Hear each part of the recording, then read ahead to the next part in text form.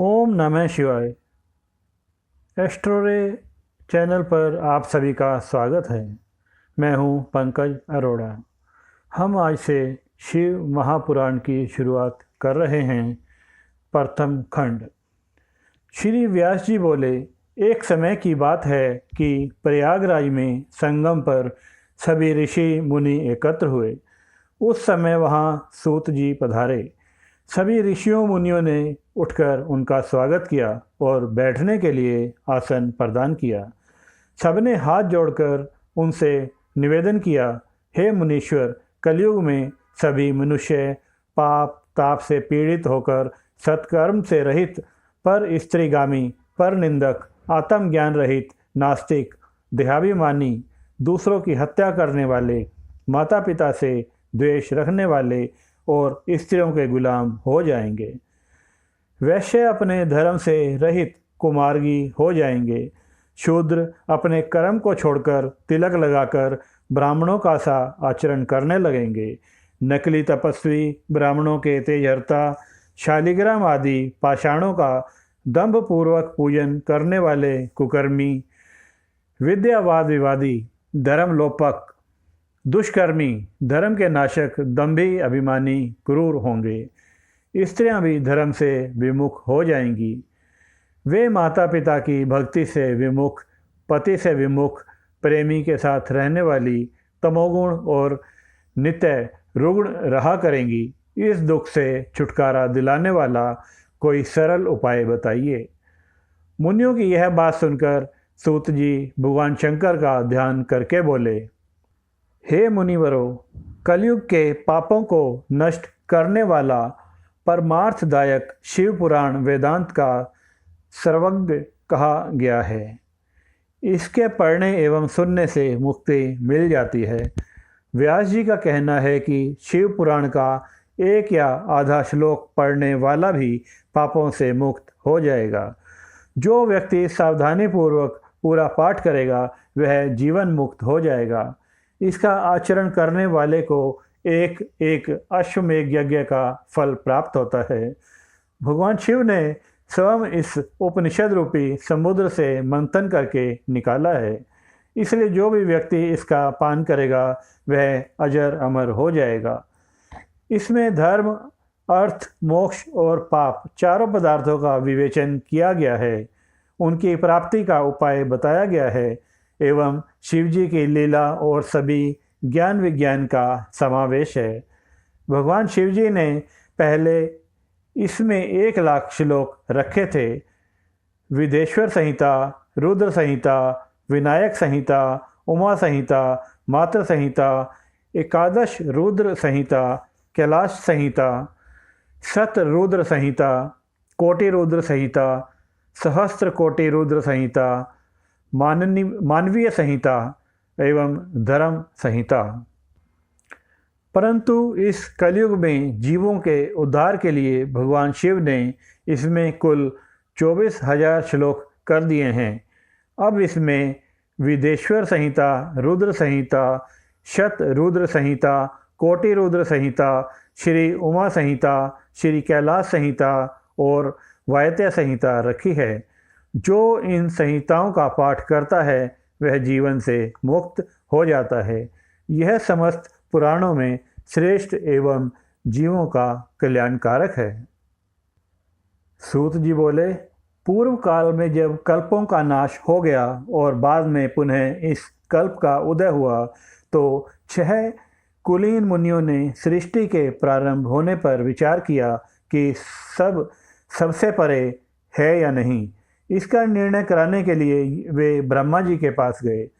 ब्रह्मा जी ने बताया कि जो सर्वप्रथम उत्पन्न हुआ है उसमें मन वाणी की कोई गति नहीं है, तथा जो ब्रह्मा, इंद्र एवं शिव आदि महाभूतों और इंद्रियों की उत्पत्ति एवं समस्त संसार को पैदा करने वाला है वही सबसे परे है। ऐसे सर्वज्ञ जगदीश्वर महादेव ही हैं जो भक्ति के द्वारा दर्शन देते हैं।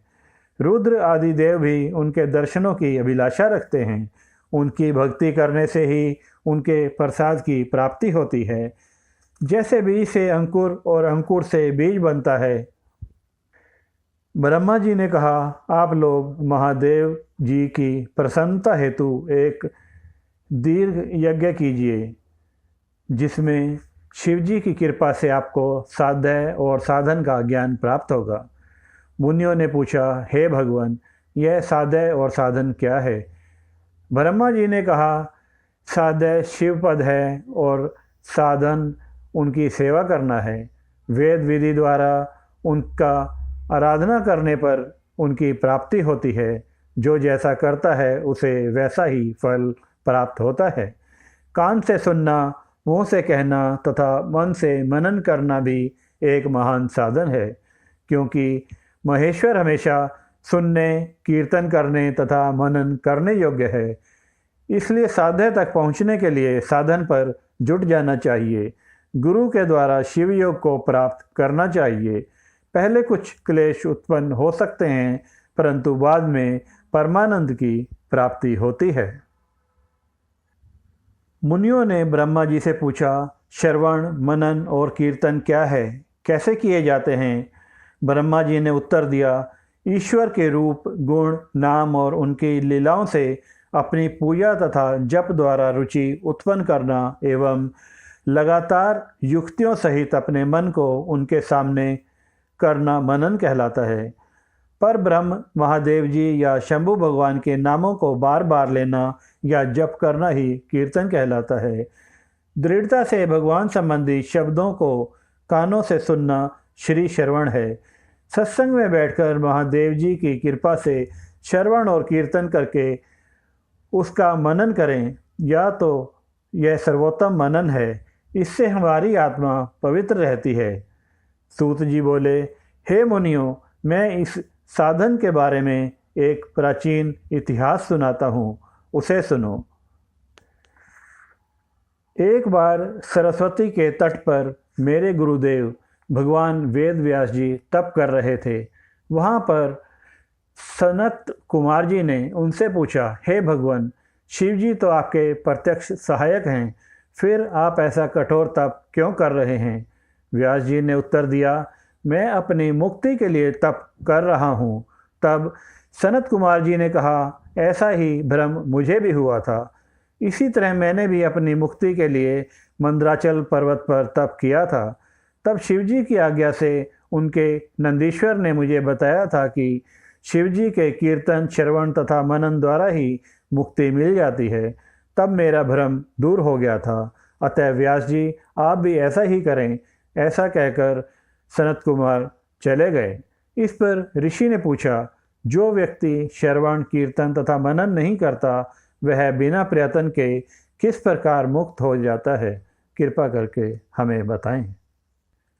श्री सूत जी ने बताया, यदि कोई व्यक्ति श्रवण, मनन और कीर्तन के स्थान पर शिवलिंग की स्थापना करके उसका पूजन करता है, तब भी वह इस संसार रूपी सागर से मुक्ति पा जाएगा। मैंने अपने गुरुजी से सुना था कि शिवजी ब्रह्म स्वरूप, निष्फल, कला रहित तथा काल रहित हैं। इस निष्फल में निराकार लिंग की प्रधानता है। वे सभी कलाओं से युक्त हैं और साकार निराकार से ही शिवजी ब्रह्म संज्ञक भी हैं।